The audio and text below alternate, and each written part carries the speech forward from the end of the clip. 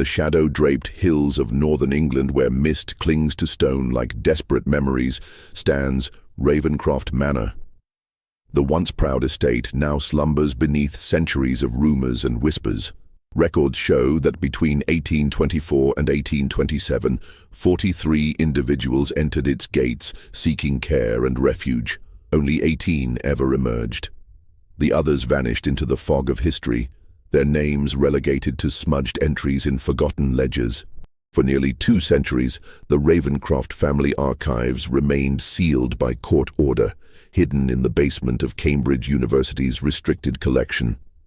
Journals, medical notes, correspondence with European physicians, all locked away until last autumn, when the final heir's death dissolved ancient injunctions.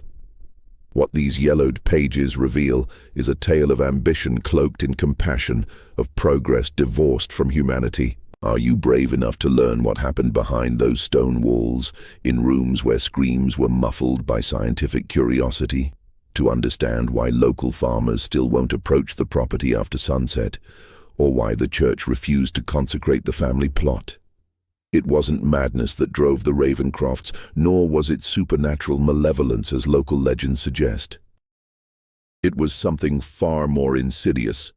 The cold, calculating belief that human suffering could be justified in the name of knowledge. The village of Blackmere existed in perpetual twilight, nestled between imposing hills that blocked the sun for all but a few precious hours each day.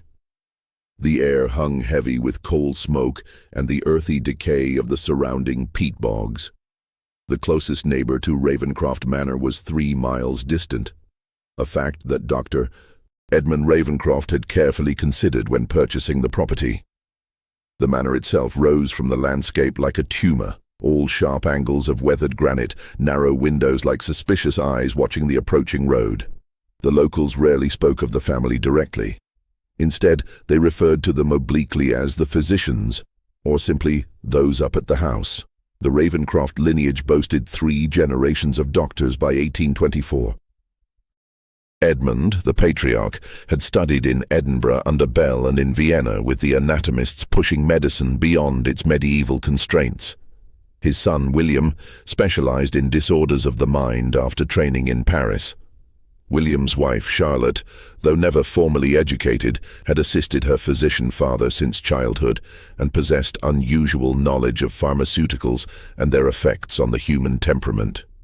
They represented the vanguard of a changing era, when science began challenging religion's monopoly on explaining human suffering. Medicine was stepping out of superstition's shadow, and the Ravencrofts positioned themselves at the forefront, particularly in treating what they termed female hysteria and moral irregularities of the mind.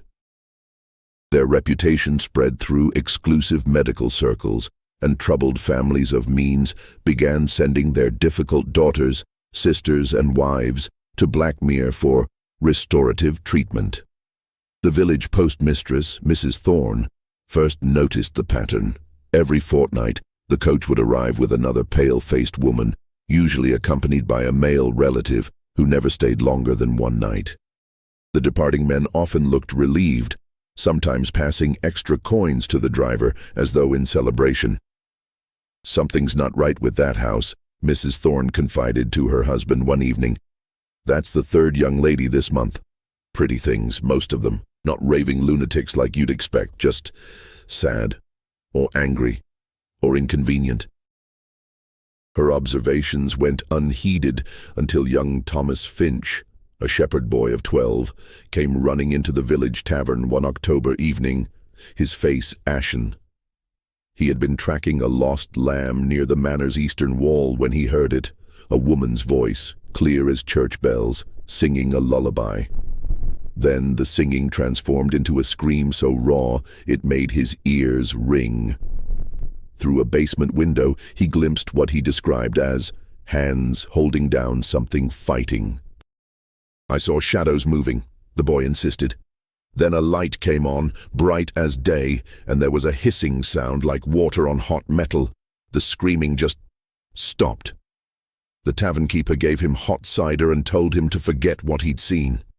The local constable, whose cousin had recently secured a position as groundskeeper at the manor, suggested the boy had an overactive imagination.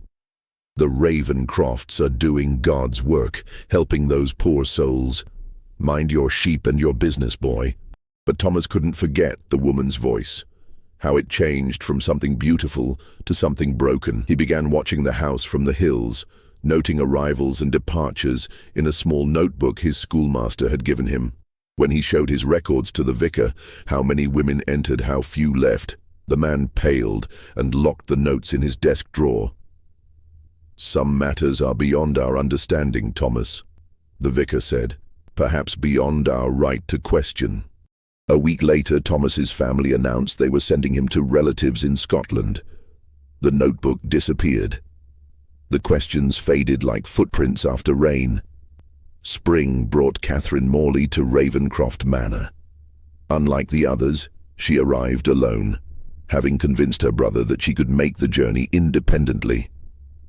At 26, she had already scandalized her family by publishing scientific articles under a male pseudonym and refusing 3 suitable marriages.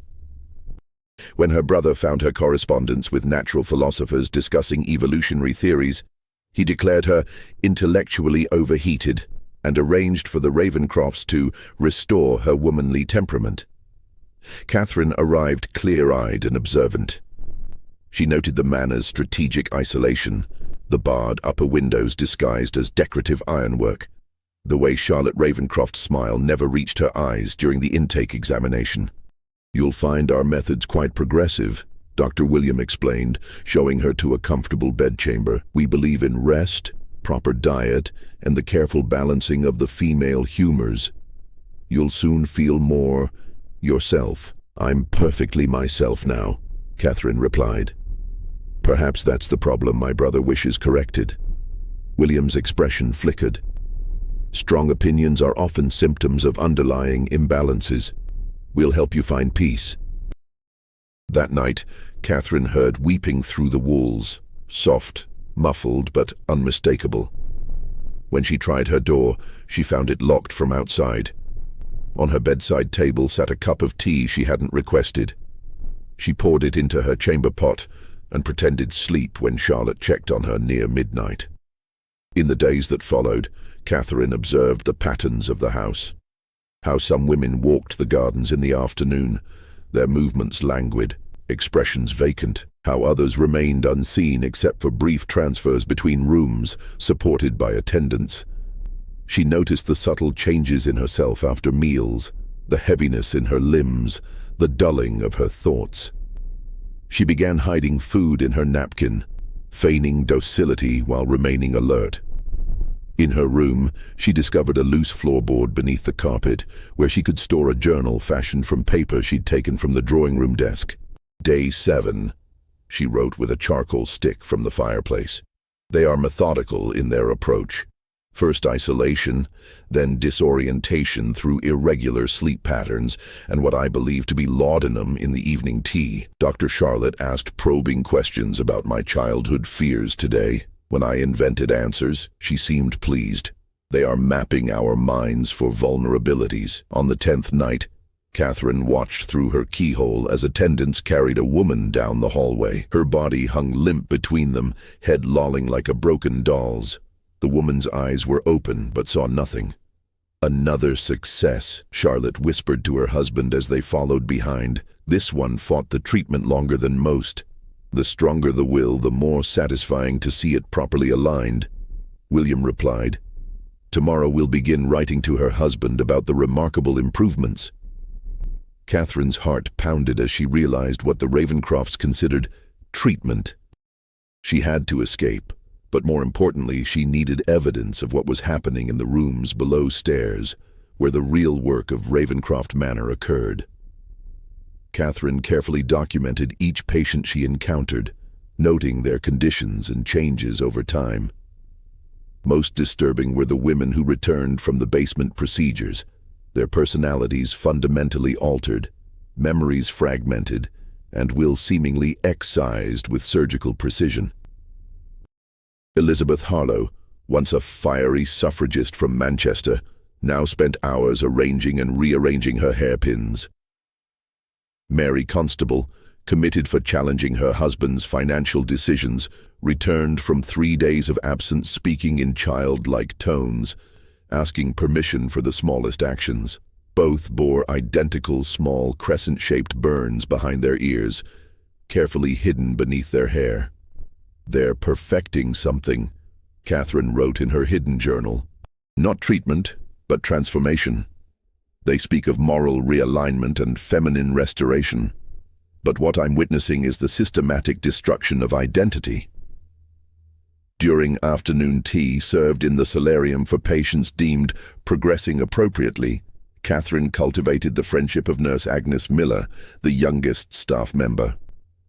Agnes appeared troubled by some of the practices, but remained loyal to the Ravencrofts, who had rescued her from a workhouse as a child. "The doctors are revolutionaries," Agnes confided one day, while adjusting Catherine's shawl. "Dr. Edmund corresponds with specialists throughout Europe. Some visit, observe the procedures." "What procedures exactly?" Catherine asked, maintaining a vacant expression she'd practiced in her mirror. Agnes hesitated. "The realignment therapy. It's quite technical. Dr. William has developed methods to correct the brain's erroneous pathways, like straightening a bent sapling while it's still young and flexible." "How fascinating," Catherine murmured. "I've always been interested in medical advancements. Perhaps I could observe sometime." The nurse's face paled. "That would be impossible. Only family and certain medical colleagues are permitted. Besides, patients find it distressing to witness before they themselves undergo the treatment." That night, Catherine feigned a headache severe enough to warrant Charlotte's special headache powder. Once the household believed her sedated, she slipped from her bed and retrieved a hairpin she'd modified into a crude lockpick. The Manor's night routine was predictable. One attendant patrolled each floor hourly, while the doctors retired to their private wing after evening treatments concluded around midnight. With trembling hands, Catherine navigated the servants' staircase down to the main floor, then followed the narrow corridor leading to what had once been the Manor's wine cellars. A heavy oak door marked the entrance to the treatment rooms, secured with an iron lock that took her precious minutes to manipulate. The air beyond was different, cooler, tinged with the sharp sense of alcohol, copper, and something electrical. Catherine lit a small candle she'd stolen from the dining room and nearly gasped at what the flickering light revealed. The cellar had been transformed into a macabre theatre. At its center stood a chair of solid oak, fitted with leather restraints for arms, legs, head, and torso. Surrounding tables held instruments both familiar and bewildering. Scalpels and forceps, alongside elaborate electrical devices with copper wiring and glass tubes. Anatomical charts papered the walls, focusing primarily on the human brain, with certain regions marked in red ink. Most disturbing was the leather-bound ledger open on the main desk. Catherine forced herself to read the clinical entries. Subject 37, EH. Day 3 of treatment. Application of electrical current to temporal region produced significant reduction in oppositional tendencies. Subject now demonstrates appropriate deference and malleability of opinion. Language complexity reduced by approximately 40%. Memory of political activities successfully fragmented. Subject 39, MC. Combination of targeted electrical stimulation and chemical sedation, highly effective. Subject now displays childlike dependence appropriate to feminine nature. Sexuality dampened. Independence impulses neutralized. Husband reports satisfaction with outcomes. With shaking hands, Catherine turned pages, finding detailed accounts of treatments administered to women whose only crimes appeared to be independence, intelligence, or defiance of male authority. The Ravencrofts documented everything, their techniques, failures, refinements, with the dispassionate precision of scientists breeding livestock. In a locked cabinet, which took precious minutes to open, she discovered correspondence with doctors in Prussia, France, and America, all interested in acquiring the Ravencrofts' techniques for female moral rehabilitation. Worse still were letters from satisfied husbands, fathers, and brothers expressing gratitude for the return of women who were now properly behaved, agreeably compliant, and restored to natural feminine docility. Catherine copied as much as she could onto scraps of paper hidden in her bodice, hands shaking so violently she feared her writing would be illegible. As she worked, the sound of a key in the outer door froze her blood. "The subject in room 12 requires additional treatment," came Edmund Ravencroft's voice. "Her resistance indicates an unusually stubborn moral defect." "Perhaps Miss Morley's case might prove more instructive," replied William. "Her intellect makes her an ideal candidate for the refined procedure." Catherine extinguished her candle and pressed herself into the shadows behind a large cabinet.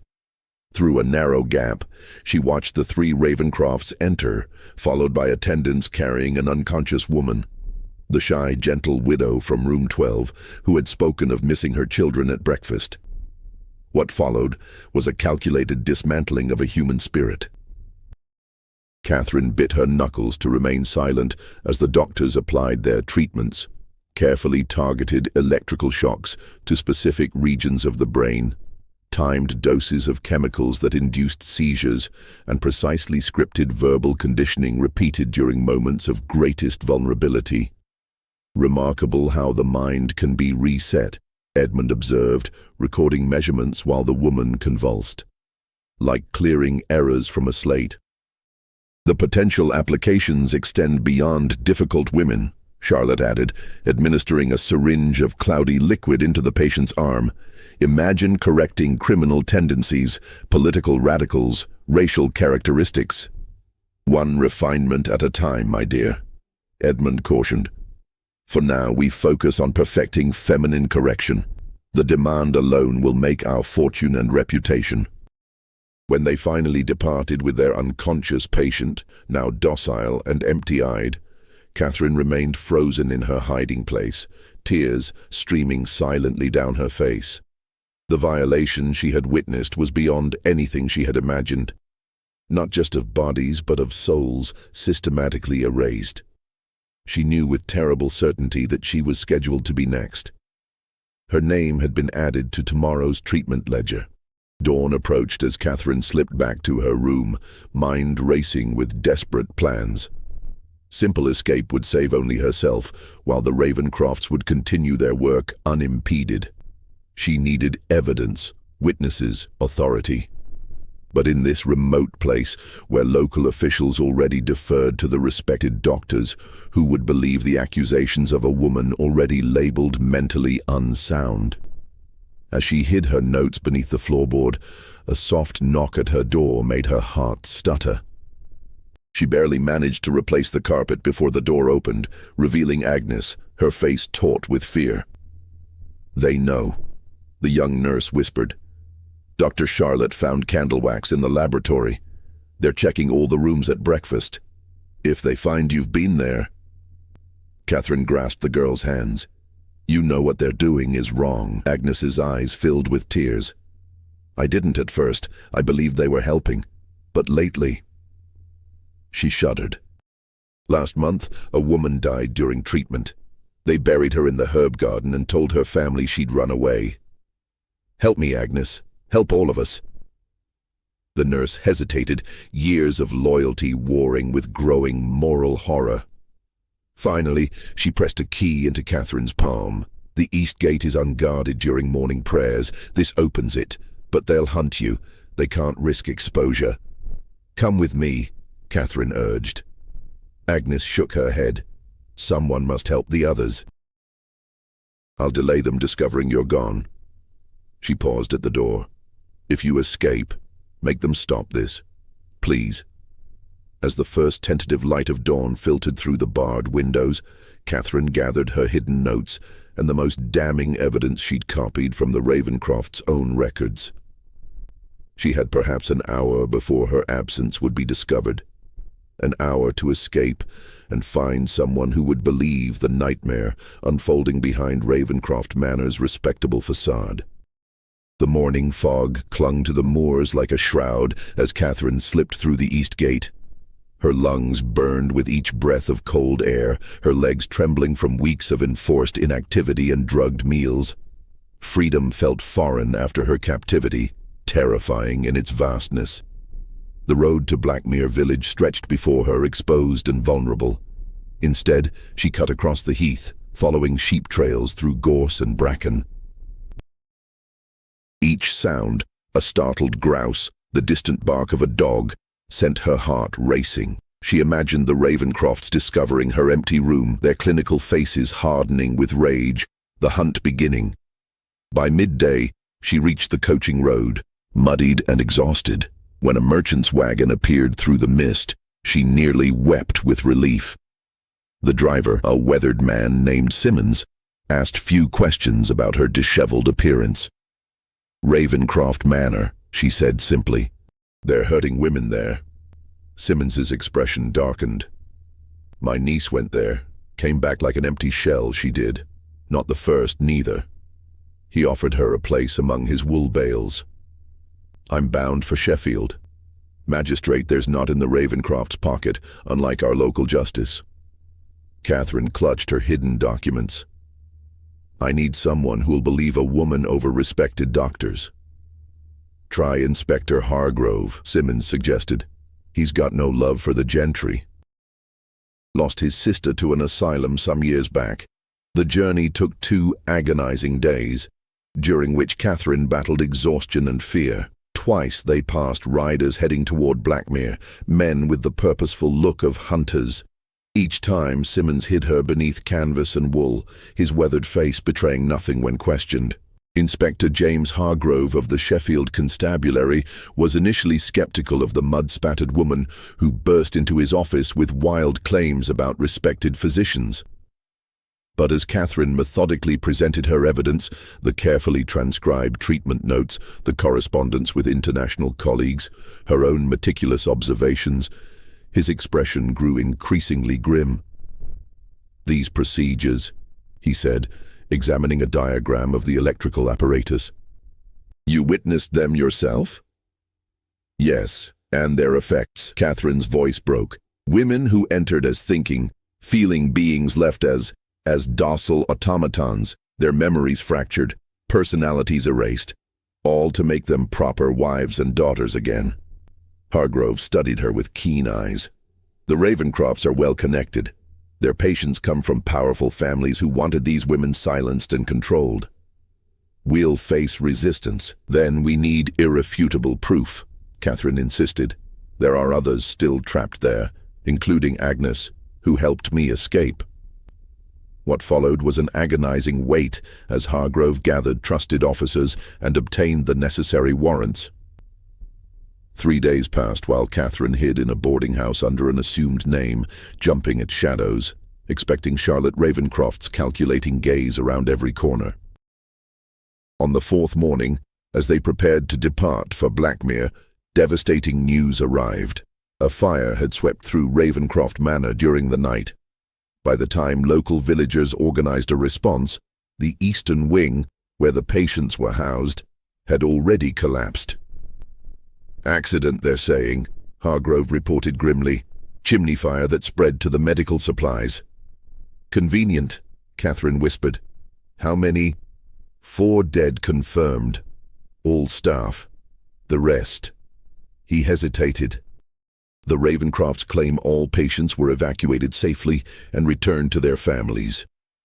"Lies," Catherine hissed. "They're covering their tracks." They arrived at Blackmere to find Ravencroft Manor a smoking ruin, its stone skeleton black against the grey sky. Local authorities had already completed their cursory investigation, concluding accidental causes. The Ravencroft family was nowhere to be found, gone to relatives in Scotland, according to their solicitor, the village constable explained, too easily meeting their eyes. Terrible tragedy. Fortunate that no patients were lost. Thomas Finch, now 14 and returned from his Scottish exile, found Catherine as she stood staring at the manor's remains. "They left in the night," he whispered. "All 3 doctors, in a closed carriage, before the fire started." "The patients?" Catherine asked. Already knowing the answer, Thomas's eyes filled with tears. There was a smaller carriage earlier, some women inside, still as statues. The others. He looked toward the herb garden, its neat rows obscured by debris from the collapsed roof. Inspector Hargrove ordered the garden excavated despite local opposition. What they found confirmed Catherine's worst fears, not just recent graves but years of them. 17 bodies, all women, buried beneath the herbs and flowers that supplied the Ravencrofts' medicinal preparations. Some bore the distinctive marks of electrical burns behind their ears. Others showed evidence of trepanation, precise holes drilled into their skulls. Failures, Catherine said hollowly. Experiments that didn't produce the results they wanted. The investigation that followed uncovered horrors beyond even Catherine's witness. The Ravencrofts had methodically developed techniques to erase undesirable personality traits in women: independence, intellectual curiosity, sexual desire, ambition, through targeted brain damage disguised as medical treatment. Their detailed records, partially recovered from a hidden compartment beneath the laboratory floor, revealed decades of experimentation across 3 generations of the family. Most disturbing were the financial ledgers showing payments from prominent families, medical schools, and even government representatives interested in adapting these techniques for broader social applications. The Ravencrofts hadn't been isolated monsters. They were the visible face of a network that viewed certain minds, particularly female ones, as appropriate subjects for reconstruction. Despite international inquiries, the Ravencroft doctors were never found. Rumors placed them in Vienna, then America, possibly continuing their work under new identities. Their techniques, however, persisted in modified forms throughout respected medical institutions, rebranded as treatments for female hysteria and moral insanity. Catherine Morley spent the remainder of her life advocating for asylum reform and women's protection, though few would publish her writings under her real name. The scandal was quickly suppressed. Too many powerful men had wives and daughters who had returned from Ravencroft Manor conveniently compliant. The women who had survived the treatments were hidden away by embarrassed families, their damaged minds a shameful secret. Agnes Miller was among the bodies found in the herb garden, her throat cut, not by flames but by a surgical blade. Thomas Finch identified her as the nurse who had been secretly leaving food and water for him during his nighttime vigils near the manor. In her pocket was a folded paper with a single line: "I tried to help them, too late." In 1830, a package arrived for Inspector Hargrove containing journals, correspondence, and medical diagrams, evidence that the Ravencrofts had established a new practice in Boston under the name Blackwell. By then, jurisdiction and political will to pursue them had evaporated.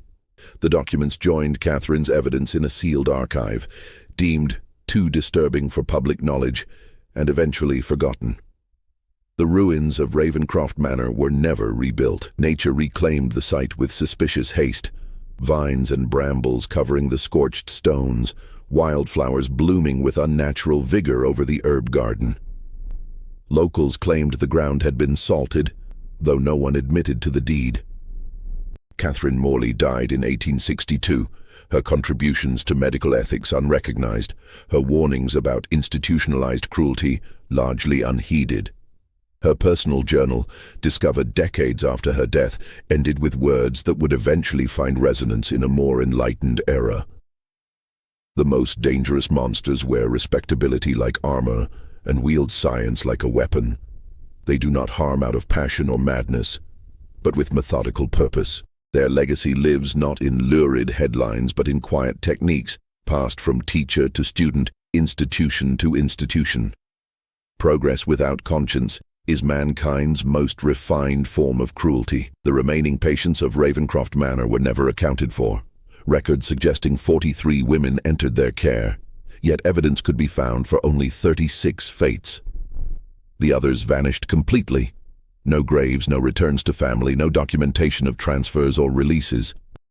They became ghosts, erased first from themselves, Then from history. In 1901, during construction of a railway line near where Ravencroft Manor once stood, workers uncovered a sealed chamber beneath the former East Wing, a hidden room absent from all manor plans.